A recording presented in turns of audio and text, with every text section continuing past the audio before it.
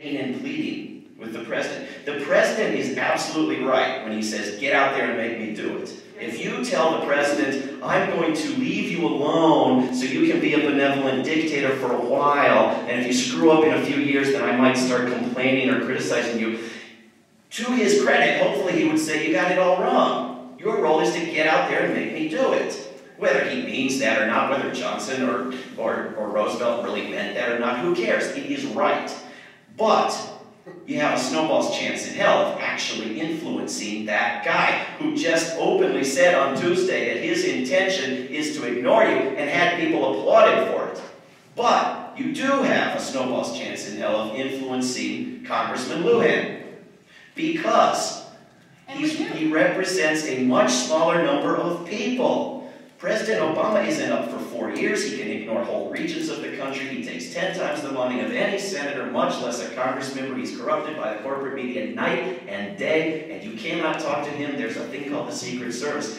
With your Congress member, you can get in their face, literally talk to them face to face. It's very powerful. You can find out where they are going to be. You can go to their office. And I think what we should maybe start talking about is what it would take for some of you to go to his office, a local district office, and ask politely, ask impolitely, sit down and not leave, invite the media to come and talk to you about why you're sitting down and not leaving, and insist on a commitment. Now, this is a man who supposedly has written a letter opposing an escalation in Afghanistan. What would it take for him to put our grandchildren's money where his mouth is and commit to voting no on any bill that would give money to an escalation in Afghanistan, even if there's funding for puppies and butterflies in the same bill? Will he vote no on any bill that gives money to an escalation in Afghanistan, or if you prefer, to a continuation of war in Afghanistan, or if you prefer Iraq? What will it take to get a commitment on health care? And in this case, it's the same thing, but when you sit down and start coughing a lot, I think, is appropriate. Now, you get legal advice. Is he in a federal building? Are there federal charges involved? Be informed, but typically, it's not hard, it's not dangerous, it's not risky, it's not upsetting, it's fun, it's enjoyable, it's energizing, it builds solidarity, it builds community, it builds cross-generational teamwork, and you come out of it stronger and you win something. Let's go to someone who hasn't asked a question, and then back over here, and then over here. I just like to say that my personal experience with Lujan is that he's been very open, certainly on the health care issue, certainly on the clean energy bill. We've got, I think I speak for most of us, we've got a friendly relationship with this guy. And I think he would tend to support the platform you're laying out. Now, not to say that he doesn't need to be urged to take some definitive steps, but I take him to be a good guy, good values, receptive, open to our presence. Yeah, well, you ask politely for a meeting. If you get a meeting, you ask politely for a commitment. But willingness to talk and be open and be friendly doesn't save any lives or improve any national policies. I mean, this is life and death stuff here. And a friendly relationship is nice, but it doesn't actually mean a damn thing unless it gets a commitment to something to which he can be held accountable. Did he do it or did he not do it? Not did he have deep in his heart the concern for health care, but did he commit to voting no on any bill that does not provide a serious, strong, immediate, and public option, or single payer, if you want to get real about it. And by all means, you start politely and you work your way up. And if you can't get a meeting and you can't get a commitment, you escalate, but quickly. Did he? Okay, so this is, you are sitting in a room with people who have been doing that kind of political action for a very long time. In this very room, there was a healthcare forum with Ben Lujan, sponsored by this community, this congregation, where we nailed him over and over again. He was one of the first people in the House of Representatives to commit that he would not vote for any healthcare bill that does not include a public option. Every time he runs into any of us, we in a very nice and friendly way, say, you are still committed to that, right? We are there.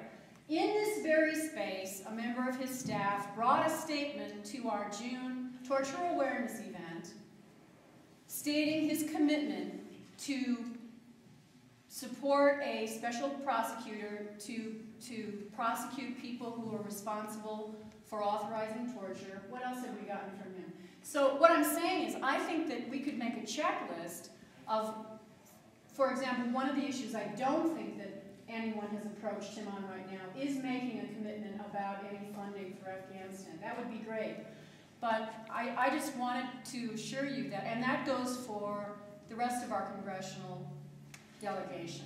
I mean, yeah. But that's good. That was a better answer than mine for why you should be encouraged and hopeful and not go crawl under your bed or move to Canada. I mean, that's encouraging. And those are things that you should take and publicize, I mean, with the internet nationally as examples and encouragement for people in other congressional districts around the country. But if he's not making any commitment on war funding, if he's one of the 99% of Congress members who oppose the wars but fund them, then go after him. Go after him. I would have to check to be absolutely certain. I'm 99% certain that on Thursday he voted for a so-called defense budget, which threw another $120 billion at the wars.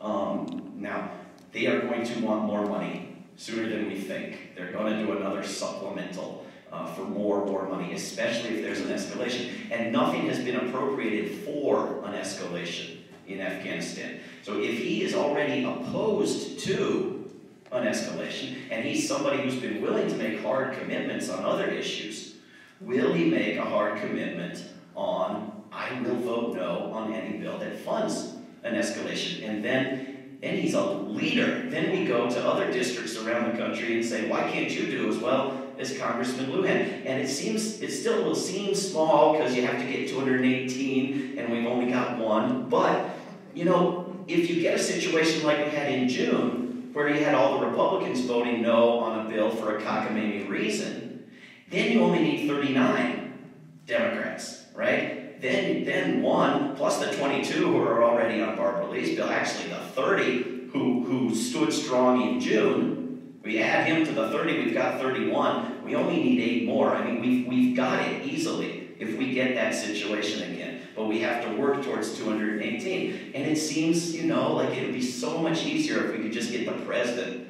to turn his mind around and just solve everything for us. But it's far more likely that we get 218 Congress members than we get the president.